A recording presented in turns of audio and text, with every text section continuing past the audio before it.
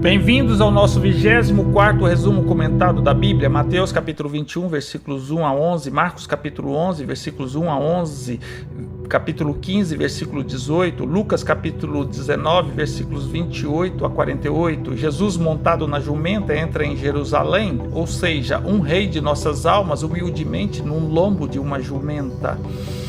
Mateus capítulo 21, versículos 12 a 17, Marcos capítulo 11, versículos 15 a 18, Lucas capítulo 19, versículos 45 a 48, João capítulo 2, versículos 13 a 25. Jesus entra num templo e expulsa todos que vendiam e compravam no templo, mesa dos cambistas e dos que vendiam pombas. E disse-lhes: a minha casa será chamada de oração, mas vós a tendes convertido em covil de ladrões. No templo curou cegos e coxos. Coxos são pessoas com dificuldade de andar, de locomoção, ou mesmo pessoa que tem problema físico, mas não chega a ser paraplégico ou tetraparaplégico.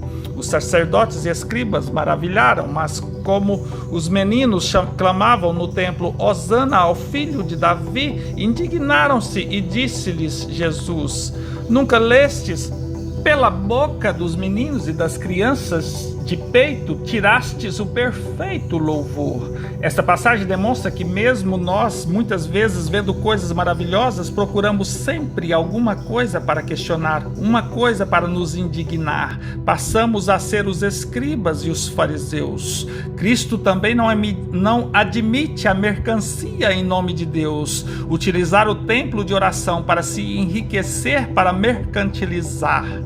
Quanto a isso, Cristo foi até rude em combater. Em nenhum momento Cristo foi tão enfático, incisivo, e se pudéssemos pôr um defeito na perfeição, ele foi até grosseiro, se é que ele fez o que dizem nos evangelhos. Portanto, será que hoje não fazem coisas iguais ou piores nos templos de oração?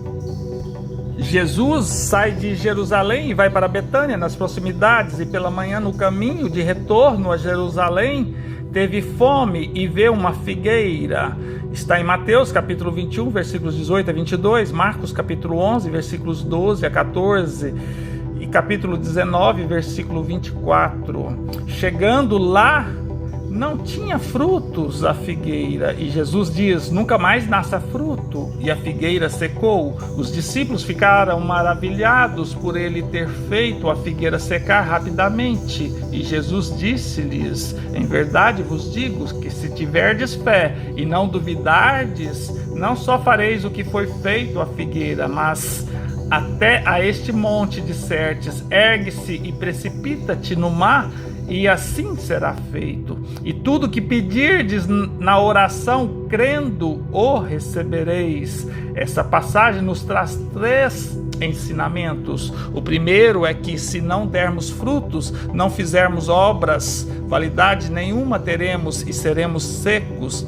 A segunda é o poder da fé. E em terceiro, o poder da oração tendo a fé.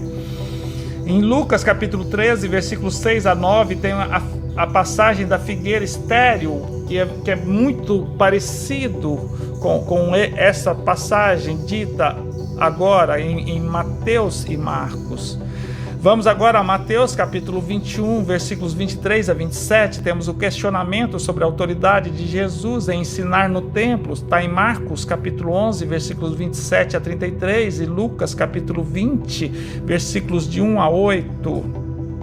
Vamos a Mateus capítulo 21, versículos 28 a 32, a parábola dos 2 filhos, onde o pai pede aos filhos para ir trabalhar na vinha, e um diz que não vai, se arrepende e acaba indo, e o outro também diz que não vai e não foi mesmo.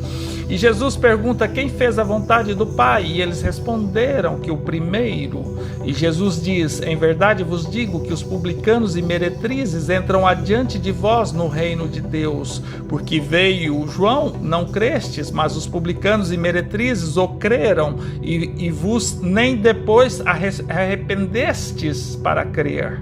Esta passagem nos traz que todos vamos mais cedo ou mais tarde para o reino de Deus, e no caso Jesus menciona que os publicanos e meretrizes entrariam primeiro do que aqueles de dureza no coração. Mesmo vendo e ouvindo, não acreditam e deixam o orgulho, a inveja, o ciúme, o egoísmo, a arrogância, a prepotência tomar conta de si. Contrário à lei de Deus, que é amor, humildade, respeito, caridade. Vamos a Mateus capítulo 21, versículos 33 a 46, a parábola dos lavradores maus. Está em Marcos capítulo 12, versículos 1 a 12. Lucas capítulo 20, versículos 9 a 18. Um homem constrói uma vinha e arrendou aos lavradores e foi para longe. E chegada a colheita, enviou servos para receber o arrendamento. E os lavradores feriram um, mataram outro e apedrejaram outro.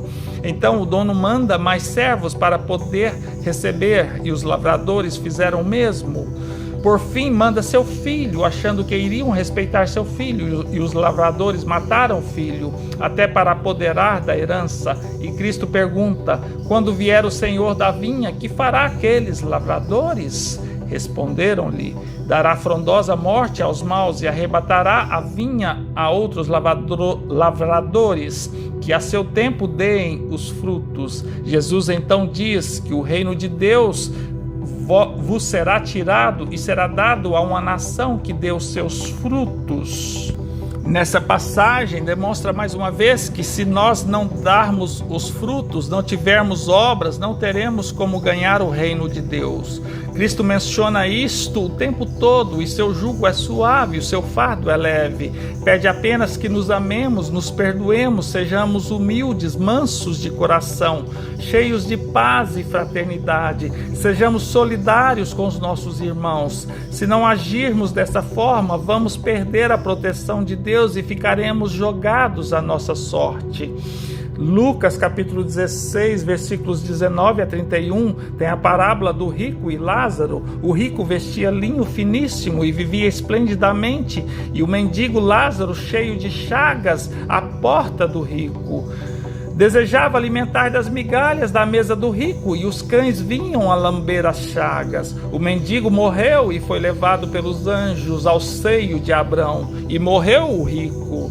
No Hades, reino dito dos mortos, o rico ergue os olhos, estando em tormentos, e vê ao longe Abrão e Lázaro, e aí clama: Abrão, meu pai, tem misericórdia de mim, e manda Lázaro que molhe na água a ponta do seu dedo e me refresque a língua, porque estou atormentado nessa chama.